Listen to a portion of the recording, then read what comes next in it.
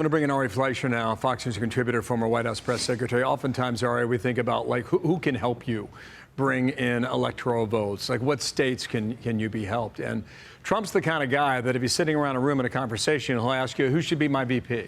And he doesn't answer it, but he wants you to answer it. And I remember a few months back, he asked me that, and I said, I don't know if it matters, because they're either going to vote for you or they're going to vote against you. And because I think that's how this election in particular will be decided. That's one aspect of this conversation, Ari. The second one is this: whomever he picks, if he were to win on January 20th when they're sworn in, they will be the heir apparent to the Republican Party and the MAGA movement in 2028. For reason number one and reason number two, that's the significance I find in this pick, and I want to know what you think about that. Well, I'll give you a reason number three, and it should be the first reason. That person could become president at a moment's notice if something happens to Donald Trump. So whoever that person is needs to be picked because they are ready to assume the duties of that job if called upon. Now, I'll also make the case to you, Bill. It's been a long time in American politics since a vice president influenced voter behavior. And when it has happened in the modern era, it influenced voter behavior in a negative fashion. People voting against Sarah Palin, for example, couldn't vote for John McCain because they couldn't stand Sarah Palin. A significant number fell into that category. People today, and it's been the case for decades, vote for the person at the top. I don't know anybody who is going to say, in a choice between Biden and Trump, my selection is going to be based on the number two person. It's just not going to happen. So it's a very important decision. It's a notable governing decision. It's who's in the on-deck circle decision. But make no mistake, this election is going to be decided by the two people in the batter's box, Joe Biden and Donald Trump. You know, Ari, great to have you on. Sandra here. What a remarkable moment this is. So now we're anticipating the VP pick. Not even 48 hours from the assassination attempt at that Pennsylvania rally on Saturday. And we're also anticipating in the next few minutes the first White House press briefing since then, Ari. And watching the messaging coming from this White House, the Biden campaign, the Trump campaign, in the wake of all of that is going to be fascinating to watch. Yeah, we're going to get no answers out of the White House briefing today. And the questions that need to be addressed are, how could this have happened? Does the president still have faith in his Secret Service director? Does he still have faith in the Secret Service director's boss, the Secretary of Homeland Security? Why hasn't RFK Jr. been given Secret Service protection after all this time? Why won't President Biden order protection for RFK Jr.? These are the questions that need to be asked, but you're not going to get any answers to that. On the investigative front, the press secretary should not be the one to answer those questions. It needs to come from an investigation. The American people deserve all those answers. But it's just the wrong forum for the investigative questions to be answered, but it's the right forum for them to be demanded. Well, the pick is in, Ari. We just don't know who it is. And we won't know, we are told, until that vice presidential pick is inside that arena at 4:37 Eastern Time. Okay? So, who's your pick? Well, I've always thought the final three were allegedly Marco Rubio, Doug Burgum, governor of North Dakota, Tim Scott you could put in there, and J.D. Vance of Ohio for four. I've always thought it was going to go beyond that. I think Glenn Youngkin has got to be taken seriously as a possible pick. I think Donald Trump thinks it might help him in Virginia. I'd argue it probably doesn't help that much.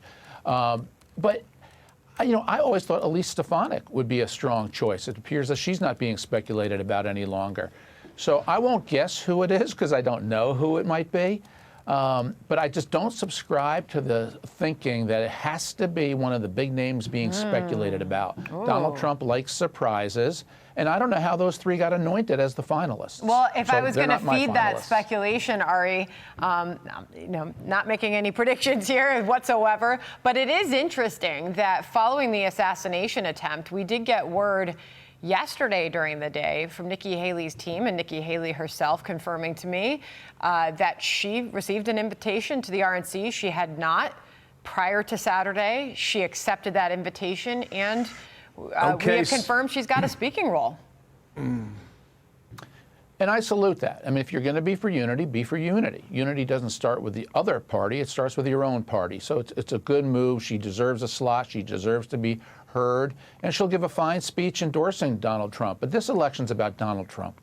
And I just have to say, that man's behavior Saturday night was remarkable. It was stirring. It was inspirational. For somebody to be shot and then rise up and think of the crowd, think of the country, stand strong like that with that American flag behind him. You rarely see moments like that in American politics, and you just have to credit Donald Trump. All right. Great, strong comment, Ari. Strong comment. Go ahead, Hammer. Paul Steinhauser, Fox Digital, is now reporting that North Dakota Governor Doug Burgum has received a phone call that says he is not the choice for running mate on this ticket in 2024. You see that, Sandra? Yep, seeing the same thing here. So 0 for 2 on that. Then another source, Brett chimes in. Another source, Rubio and Burgum, both got the no calls. Okay. So process of elimination begins if this is indeed the short list, Bill. Brings up the bigger point, who might be on that list that, has not been narrowed down in recent days and weeks. Alexis McAdams is live on the ground there, Bill. Let's bring her in. She's in Milwaukee. What else are you hearing, Alexis?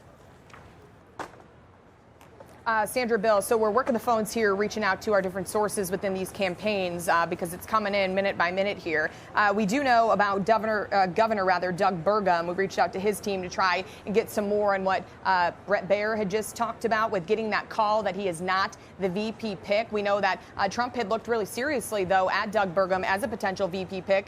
He's a very, very wealthy and successful businessman from that state, has ran, has had experience also in politics. So it was somebody who they really were interested in. At this point, he's now out of the mix. Going back to what we're hearing here from people on the ground, a lot of voters had talked about Governor Glenn Youngkin saying that they think he brings something to the table as Trump tries to go in and turn some of those deep blue states red, like Virginia. We saw just the other week that after that debate between Trump and Biden, Trump got up on stage at a rally in the Commonwealth with Youngkin, and they talked about how they could move forward and make America great again, talking about different topics like the border, crime, and education, which are all top of mind for people that we talk to on a daily basis. But once again, hearing that Doug Burgum, who took the company public, his major company, Great Plains Software, back in '97, Microsoft bought it for like $1 billion. The guy's done really well in business, no longer a VP pick. He could be something else in the Trump administration, so we're going to have to wait and see. But hearing again from the Trump team on the ground just a short time ago, telling us the first time we'll see that VP nominee in person will be around 4:30 Eastern. So the speculation, although we've been talking about it for a while now, now it's kind of starting to get even closer minute by minute here. So we really can't wait to see who that pick's going to be up on that stage here in Milwaukee, Wisconsin. Sandra, as you said, it is kind of like The Apprentice, talking about who could be one of Trump's top picks. The drama is building. So Burgum is a no. He got the no call. Rubio got the no call. That starts to narrow things down. Alexis, thank you. Holler when you've got something else. Bill? I'm Steve Doocy. I'm Brian Kilmeade. And I'm Ainsley Earhart. And click here to subscribe to the Fox News YouTube page to catch our hottest interviews and most compelling analysis.